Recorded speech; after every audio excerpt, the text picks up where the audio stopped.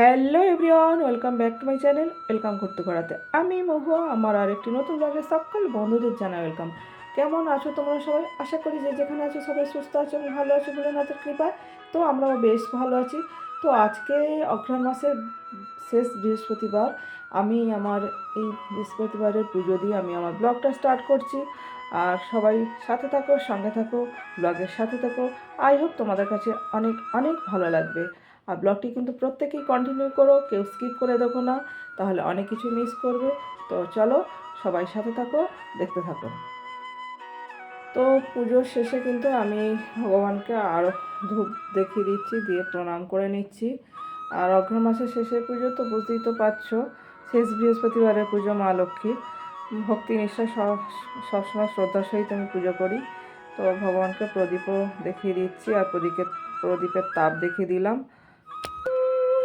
আর সব শেষে কিন্তু আমরা ধূপ দেখিয়ে উলুধ্বনি দিয়ে, দেখো না, পুজো করতে বসেছি, হঠাৎ লোডশেডিং হয়ে গেছে, যার জন্য অন্ধকারের মধ্যেই পুজো দিতে হচ্ছে। আর জানালার পর্দা সরিয়ে কাঁচে যেটুকু আলো আসছে সেই আলোতেই আমি পুজো করছি। কি বলবো বলো তো, কিছু করারও নেই। আর সবশেষে কিন্তু আমি শঙ্খ বাজিয়ে আমি বৃহস্পতিবারে লক্ষ্মী পুজো সম্পন্ন করলাম। আর আমি সবসময় ভক্তি এবং নিষ্ঠার সহিত পুজো করে থাকি। আমার পুজো পাঠে তোমরা নিশ্চয়ই এটা দেখে থাকবে। আর সব শেষে কিন্তু আমি শঙ্খধ্বনি বাজিয়ে আমি ভগবানকে প্রণাম করে নিচ্ছি। বৃহস্পতিবারে লক্ষ্মী পুজোটা আমি এইভাবেই সারি সবসময়। আর আমি ভক্তি নিষ্ঠার সহিত পুজো করে থাকি। আমার পুজো পাঠে তোমরা নিশ্চয়ই দেখে থাকবে। তো পুজো দিয়ে উঠতেও আমার বিকেল প্রায় 2:45 বেজে গিয়েছিলো। তারপরে কিন্তু আমি খাওয়া দাওয়া করে আমি আর রেস্ট নিয়ে একটু সামনে টুকটাক কাজ ছিল। আমি এবার চশমা বানাতে চলে এসেছি। এখন বিকেল 4:45 বাজে। এই দোকানটা দেখে নাও, সেন্ট্রাল অপটিক্স। খুব সুন্দর চশমা বানায়। আর আমি না বেশ অনেক দিন থেকে চশমা বানাবো করছি, কিন্তু সময়ের জন্য আসতে পারছি না। আর প্রেসক্রিপশানটা আমি ফোনে ছবিটা তুলে নিয়েছিলাম। তো আমার এখানে আরও কিছু অনেক কাজ নিয়েই অ্যাকচুয়ালি বেরিয়েছি। তো এই দোকানে কিন্তু রিজনেবল প্রাইসে চশমা বানানো হয়, এবং অনেক কিছু, বিশেষ করে সানগ্লাসগুলো কিন্তু ভ্যারাইটিস রাখে। তো খুব ভালো মানে বানায়। আমিও আগে বানিয়েছি, যেটা পরে আছি এটাও কিন্তু এইখান থেকে আমার বানানো।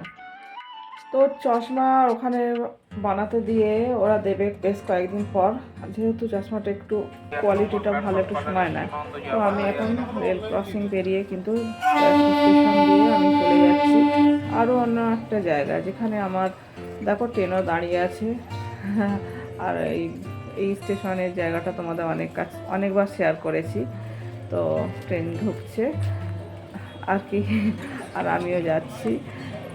আরও কিছু কাজ নিয়ে বেরিয়েছি, তো একসঙ্গে অনেকগুলো কাজ করবো সেই রকম চিন্তাভাবনা করেই বেরিয়েছি। আর কি বলো তো, অনেকগুলো কাজ নিয়ে বেরোলে একটু হাতে সময় নিয়ে বেরোতে হয়। তাই স্টেশনেই কিন্তু এই বজরংবলীর মন্দিরটি পড়ছে। আর এই তোমরা কিন্তু গুগলে সার্চ করলে দেখবে এই বজরংবলীর মন্দিরটা কিন্তু তোমরা পেয়ে যাবে। বিখ্যাত এবং খুব নাম করা কিন্তু ব্যারাকপুর স্টেশনের মধ্যেই কিন্তু এই মন্দিরটি।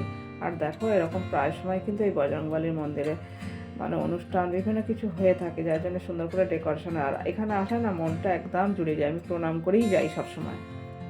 আর এখান দিয়ে যখন আমাকে যেতেই হয়, আসতে হয় অনেক সময়, তো আমি বজরংবলীকে প্রণাম করে দর্শন করে তবে আমি যেতে পারি। আর এই জায়গাটা এমনই শান্তিপ্রিয় জায়গা না, আসলে তোমার মন একদম শান্তিতে ভরে যাবে, ভীষণ ভালো লাগে। তো বজরংবলী মন্দির ছেড়ে কিন্তু আমি ব্যারাকপুর স্টেশন পার হয়ে অনেকটা দূরে চলে এসেছি। এটা দিয়ে কিন্তু আমি হাঁটছি এই জায়গা থেকে। আর এখানে প্রচুর মিউজিক টিউজিক চলে, যা হয় আর কি, শহরের রাস্তা যেটা হয় আর কি। তো এখন কিছু জিনিস কেনাকাটা করার আছে, যেগুলো একদম না কিনলে চলবে না, যার জন্যই আমাকে বেরোতে হয়েছে আজকে। আর এটা হঠাৎ করেই বেরোনো, আর না করলে আমার চলছিল না অ্যাকচুয়ালি, যার জন্য আমাকে বেরোতে হলো। চলো যাই, দেখি কী কী কিনতে পারি আজকে। তো ফাইনালি আমি একটা কসমেটিকের দোকানে চলে এসেছি। এটা হচ্ছে গাজরা। আর আমি কিছুটা কসমেটিকের জিনিস তো কিছু ইউজ করি না, আমি সবসময় বিশেষ করে হার্বালের প্রোডাক্ট ইউজ করি। আর মামাআর্থের না আমি কিছু জিনিস অনলাইনে পাচ্ছি না, কেননা অনলাইনে মামার্থের কিছু প্রোডাক্ট অ্যাভেলেবেল নেই। যারা মামার্থের জিনিস ইউজ করো তোমরা জেনে থাকবে অনেক কিছু অ্যাভেলেবেল পাওয়া যাচ্ছে না, যার জন্য আমি দোকানে এসেছি। তো এখান থেকে কিছু কিনেও নিয়েছি, উইন্টারের কিছু কিছু ক্রিম লোশন এগুলো কিনতে লাগে। কী করবো বলো তো, অনেক সময় অনলাইনে না পাওয়া গেলে আমাকে তখন এই দোকানে কিনতেই হয়। আর আমি রাস্তাতে এখন হাঁটছি, আরও কিছু কেনার ব্যাপার আছে। আর দেখো রাস্তার ধারে কত কী বসেছে, ফুল টুল এগুলো হয় আর কি, যেগুলো বসে সবসময় নর্মালি এগুলো। আর সামনেই বড় মাছ খিস্টে আসছে, আমাদের এখানে চারিদিকে লাইটিং শুরু হয়েই গেছে একদিকে। আর এখানে তোমার ক্রিসমাস ডে হিসেবে কিন্তু এই যে ক্রিসমাস ট্রিগুলো কিন্তু বসে গেছে দোকানে। তো ফাইনালি কিন্তু আমার যা যা কেনার ছিল, ইনার বিশেষ করে নাইটি, ফুল হাতা শীতের, তারপরে আরও অনেক কিছু জিনিস, কিছু এগুলো আর কি ব্ল্যাঙ্কেট পাতলা এগুলো সব কিনেছি আর কি, তোমাদের কাছে সেগুলো বলেই দিলাম। কিনে এখন আমি আগে সেন্ট ব্যানার্জি রোড থেকে এখন এটা হচ্ছে মিনি মার্কেট দিয়ে ঢুকে যাচ্ছি। আর দেখো মিনি মার্কেটের দুই পাশে কিন্তু প্রচুর দোকান, আর এটা বিশাল বড় মার্কেট ভিতরে। আর এখানে না শীতের প্রসার এখন বেশ বসেছে, কারণ প্রত্যেক সিজনেই এরকম বসে আর সবাই কিন্তু কেনার ধুমো পড়ে শীতের, যেটা হয় আর কি। তো কিনে এখন আমি চলে যাচ্ছি। আর এটা মিনি মার্কেট থেকে বেরিয়ে গিয়ে আবার রেল স্টেশনের পাশ দিয়ে কিন্তু আমি যাব। যাই হোক, আমি কেনাকাটা হয়ে যাওয়ার পর আমি কিন্তু একটা রিক্সা ধরে নিয়ে সোজা বাড়ি যাব। আর আজকে আমি তরকারিটা সকালবেলা করে রেখেছি, কারণ বিকালে আমি বেরোবো আমি জানি। আর এই যে কেনাকাটা করেছি এর মধ্যে যা যা আছে সব তো তোমাদের বলেই দিলাম, আর কি দেখাবো, চলো সাথে থাকো। তো গাইস, আমরা কিন্তু ডিনারে বসে গেছি, রাত্রি হয়ে গেছে। সারা রাত্রি মানে সারাদিন থাকে না তো, আর রাত্রে এসে একবার করে তোমাদের সাথে দেখা দেয়, হ্যাঁ হাই হাই হাই করতে থাকে। তো যাক, ওই হাইটাই তোমরা ভুলে থেকো, না হাইটাতেই ভুলে থাকতে হবে, কিছু করার নেই, ওকে তো পাওয়া যাবে না সারাদিন। সত্যি কথা বলতে গেলে কার বাড়ি রান্না হচ্ছে, এখন সিটি পড়ছে রাত্রি 12টা বাজে, বুঝতে পেরেছো? তো যার যেমন লাইফস্টাইল, ওদের ওই রকম 12টায় রান্না সিটি পড়ে। যাই হোক, এখন আমরা তো ডিনারে বসে গেছি। আর আমাদের ডিনার মেনু হচ্ছে এই যে বাঁধাকপির ঘন্ট, রুটি, আর এই যে মিষ্টি, এটা ছানার জিলাপি। তো এই আমরা আজ রাতে ডিনার সারবো। আর আমি একটু বেরিয়েছিলাম সন্ধ্যের অনেকটা, আজ বেরিয়েছিলাম বিকেলে 4:30টার দিকে, কিছু কাজকর্ম ছিল, সেই সব কাজ তোমরা শেয়ার করবো ব্লগে, যখন জানতেই পারবে সব।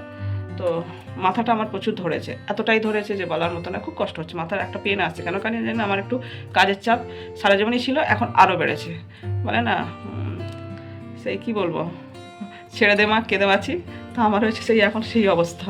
আর যাদের বাড়িতে বিশেষ করে হাজব্যান্ড যখন পুলিশ ডিপার্টমেন্টের সার্ভিস করে, তাদের বাড়িতে বউয়েদের যে জীবনে কত ত্যাগ স্বীকার করতে হয় একমাত্র তার সেই জানে, আর তার পরিবার বুঝবে কিনা জানি না। তুমি কি বুঝেছো? হ্যাঁ, অনেক ত্যাগ স্বীকার করেছো আমার জন্য, কিন্তু দুজনের অ্যাডজাস্টমেন্ট আছে বলে খুব ভালোভাবেই চলছে।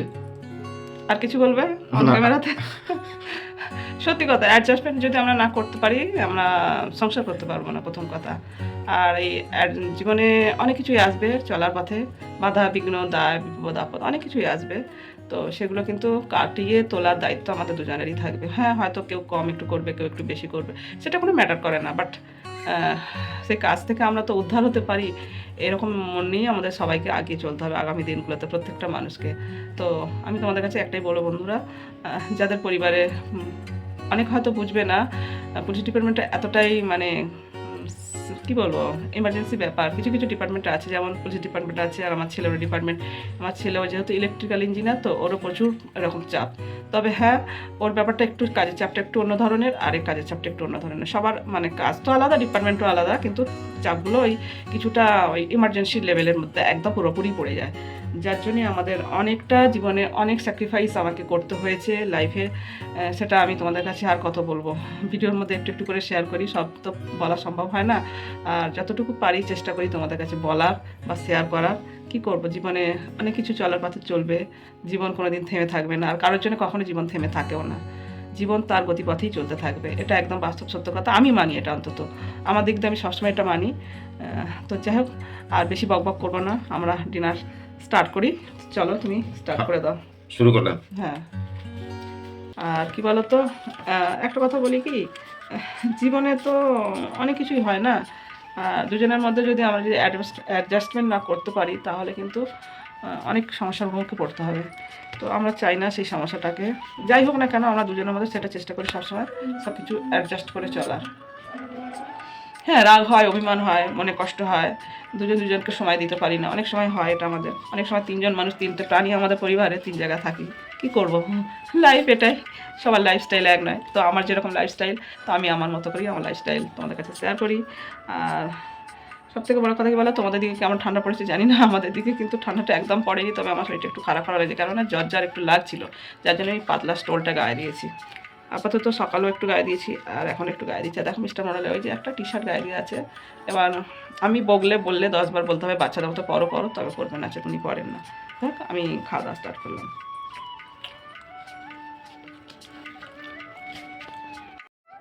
তো ফ্রেন্ডস, ভিডিওটা টানছি না, ভিডিওটা আজকের মতো এখানে এন্ড করছি। আর আমার ভিডিও যেখান থেকে দেখছো, ভিডিও যদি ভালো লাগে প্লিজ একটা like, comment, share and subscribe করে আমার পাশে থেকে যেও। পাশে থাকা বেল বাটনটি অবশ্যই প্রেস করো, আমি যখন নতুন ভিডিও নিয়ে আসবো সবার আগে আসবে তোমাদের কাছে নোটিফিকেশান। যেখানে আছো সবাই সুস্থ থেকো, ভালো থেকো, ভোলেনাথের কৃপায়। Love you all, take care, tata. পরবর্তী দেখা হচ্ছে নেক্সট ভিডিওতে।